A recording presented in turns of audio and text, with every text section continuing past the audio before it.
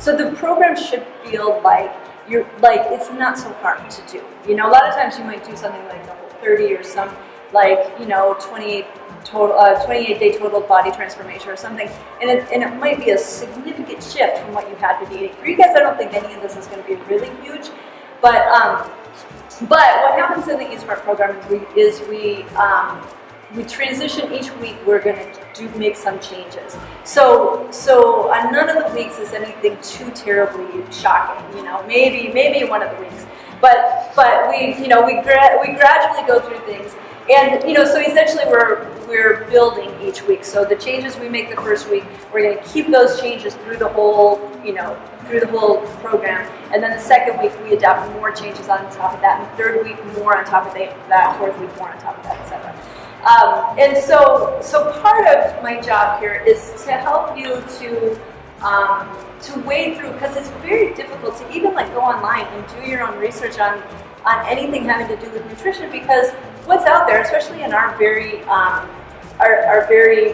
profit-driven culture that we live in, what's out there is advertising, and so if I want you to buy something, I'm going to tell you how healthy it is for you, whether that's completely accurate or not, because I need, it's the bottom line I'm looking out for. So in this program, we're not selling you anything other than your own health. And so my job then is to help you to kind of wade through those things and see what's the difference, what's marketing and what's science, and and how can we incorporate these things that are going to make a significant difference in our health, in our immediate health, and in our longevity. How do we incorporate things? And then also in the real world, how do we cook it? How do we live that way? How do we make that work in our household when the parents are eating one way and the kids are eating a different way? That kind of thing. And what's important for parents and what's important for kids? Because, goose and the gander, maybe yes, but the geese and the goslings, they don't have to eat the same.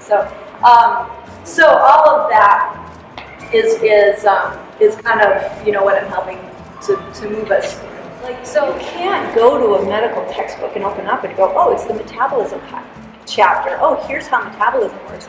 It's very complex and changes hormonally, changes with age, changes with what you're eating, changes incredibly. And I feel like in the years I've been teaching anatomy and physiology, I've been piecing that together and understanding that over the course of that many years.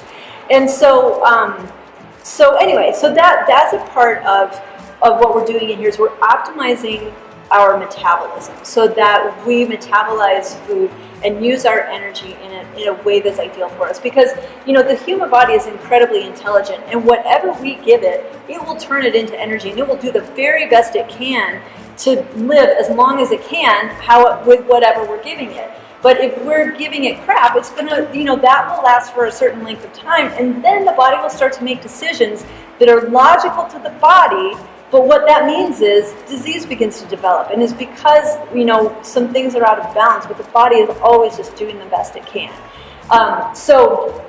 And the other big unfortunate thing is we live in this Western culture where the pharmaceutical companies run the medical show, and they benefit when there are sick people. Therefore, doctors do not have this information about how to help someone to be well through nutrition. If it was 1920s, 1930s, 1940s, pre-big pharmaceutical companies, what did a doctor do if you went to see a doctor? They recommended dietary change. They would say, here is the therapy you need. Or maybe they would recommend maybe you need some ice baths, or maybe you need some fasting. Surgery and drugs, those are their two big tools. And no disease starts from a lack of surgery or lack of drugs, and so by putting those things in, we're not creating health. And so where we're coming from here is we're supporting the body being in its natural state, which is one of vibrant health. And so where the information comes from is from a number of different researchers from different traditions or different what's the term, departments, asking different questions. So including Weston A. Price, who was a dentist, who asked the question, Are there any cultures in the world where everybody has perfect teeth? And the implied question is, he was a dentist, that's why he was asking about teeth, but the implied question is, if people's teeth are perfect, what that means is their bone growth is perfect. Their skull has fully developed, so they have room for all their teeth, and they don't have tooth decay and that sort of thing. So that was his question. Are there any cultures in the world where people, he was a doctor in the U.S. in the 1940s, where people have perfectly straight teeth, where everybody in the culture has straight teeth? That was his question he was asking. Lauren Cordain is a modern day anthropologist, right? Yeah. An anthropologist, asking the question, what did our ancestors eat, and how did their nutrition compare to our nutrition? That was the question he asked. Dr. Terry Walls is a modern day physician. She lives and practices in the Midwest, and she asked the question, how can I cure my MS? Because, you know, being a physician, she when she was diagnosed with MS, she did the course of treatment, which was this drug, this drug, this drug, and she progressively got worse, which is exactly what was predicted. That's how MS goes.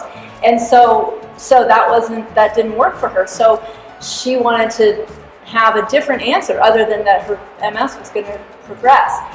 So she asked that question. You know, and other researchers all asking these different questions, like, how can I be well? How can I live longer? How can I have ideal health? How can I improve my athletic performance? Okay, so all of these different questions have been asked by different researchers, and all of these questions come back to the same answers. So what these people asking different questions found is, like, if we put together all of their answers, we have this kind of ideal way of eating, and that's what we're moving us through in this program.